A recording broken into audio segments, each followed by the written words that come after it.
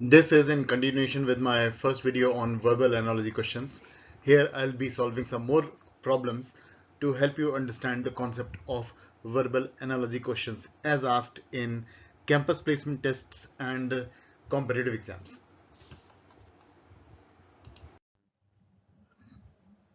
So the first question says dash is to subject is proportionate to where is to path. Now let's see what the relationship between where and path is. First, let's try to put it in a sentence and then we might be able to understand it better. So a lot of times we see that in traffic in India, people don't follow the traffic rules, and especially the bikers veer very quickly from the path, and they create nuisance for the other people around them. So the meaning of the word veer is to move away from the path, and it could be a synonym of swerve or steer away and other such words. So the relationship over here is that if you veer from the path, it means that you go away from the path. Now, how do you go away from a subject? So let's try the four words that are given one by one. First word is object.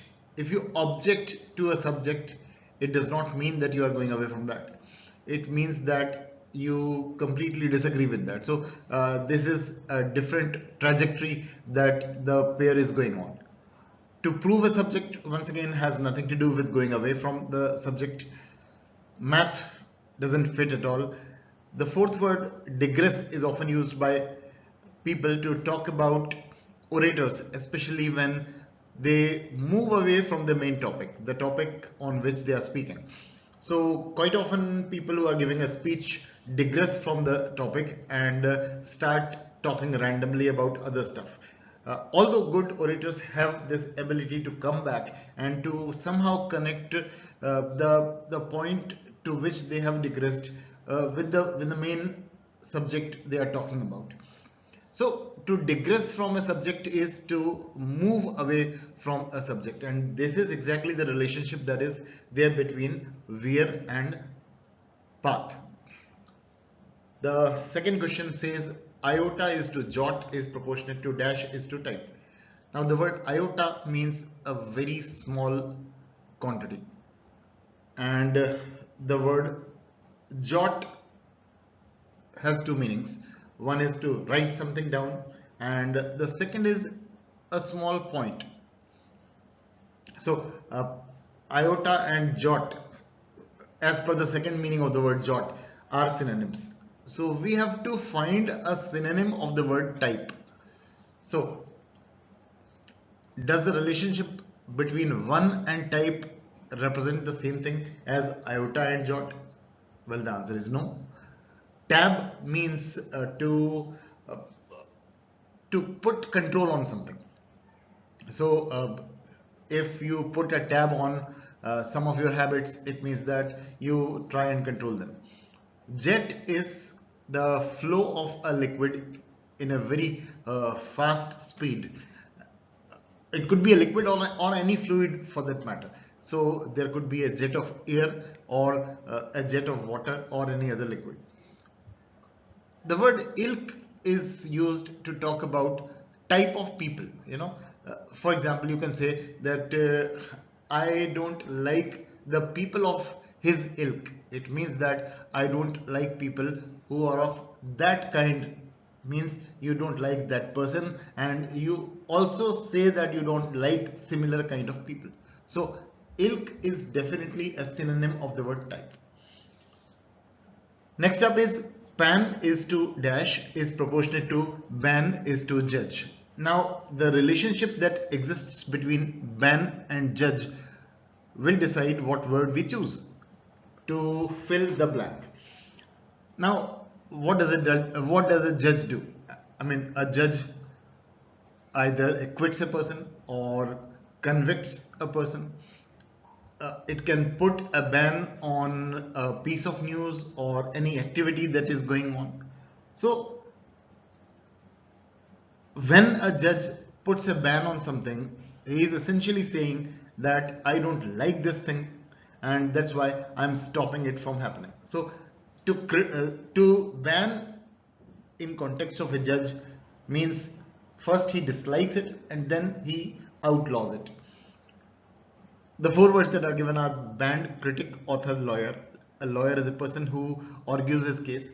So he will do both the things. He will favor his client, but he will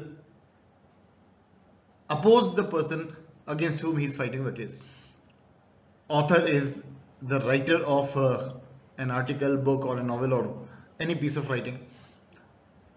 A band is a group of people, and a critic is somebody whose job is to give a review on the performances of people. Now, in modern times, critics quite often pick on celebrities or movies or pieces of writing, and they choose to criticize them heavily. And that's why the relationship between critic and pan is the most accurate one. It most accurately exhibits the relationship that is exhibited by ban and judge. The fourth word is, or the fourth question is, rein is to horse is proportionate to control panel is to dash. The word rein is a noun. It means a strip generally made of cloth or any other such thing, which is put on the mouth of a horse, and this word is generally used in plural. So we say reins because there are two such strips, and the horse rider has to hold those strips, and with the help of those reins or strips he is able to control the horse. So when the rider signals the horse, it can either move forward or stop or start running or walking slowly. I mean, the horse is now completely under the command of the horse rider.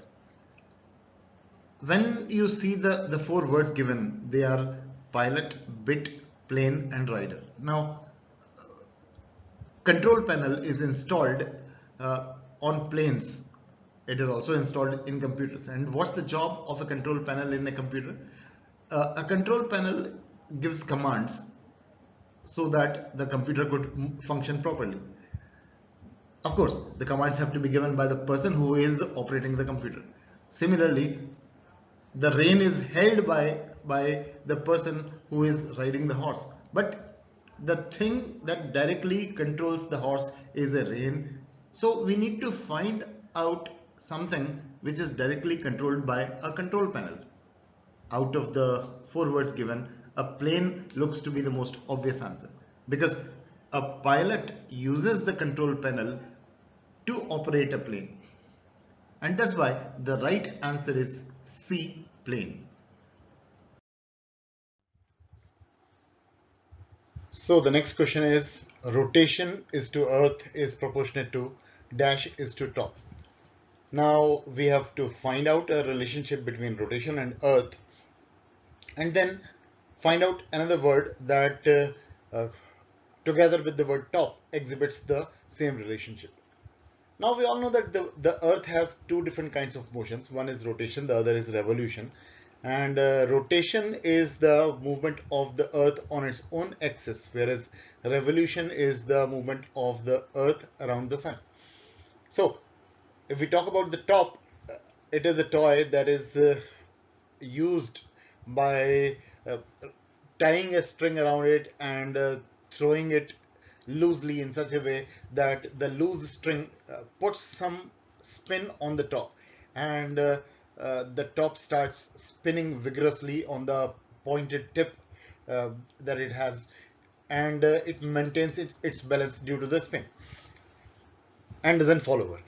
So quite obviously the right answer is B, spinning, because the relationship between spinning and top is exactly similar to that of rotation and earth, because the earth also rotates on its own axis and the top also rotates on its own axis when it's imparted the right amount of spin.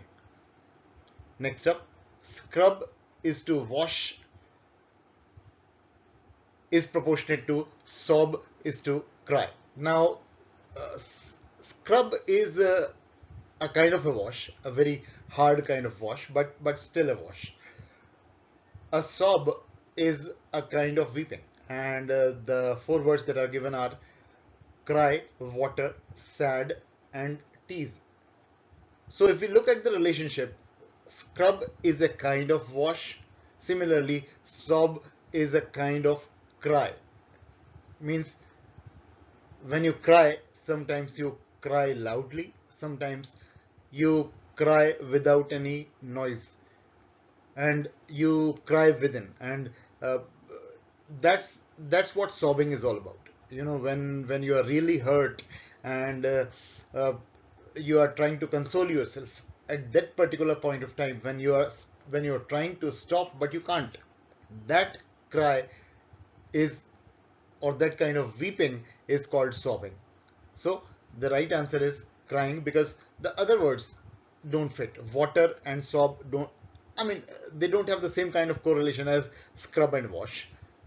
Sadness is followed by sobbing, but we are not saying that washing is followed by scrubbing. So this is not the relationship we are looking for.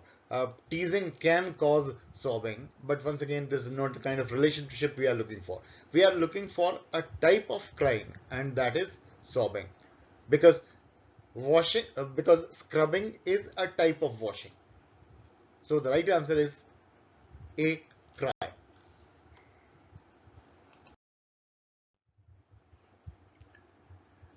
As in my last video, I'm leaving you with some more examples for you to solve. I hope that these examples help you in developing a better understanding of analogy questions.